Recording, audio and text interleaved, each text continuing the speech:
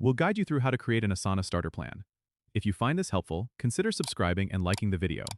First, go to the Asana website on your desktop.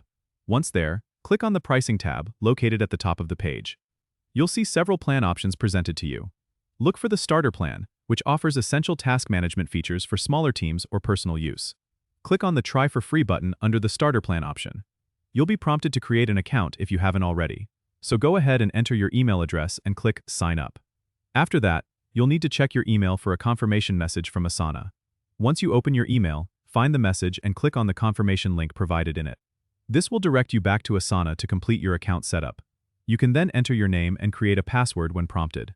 After completing these steps, Asana will guide you through a quick setup process for your workspace.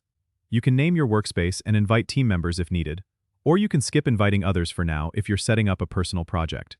Once you're in your Asana dashboard, familiarize yourself with the interface.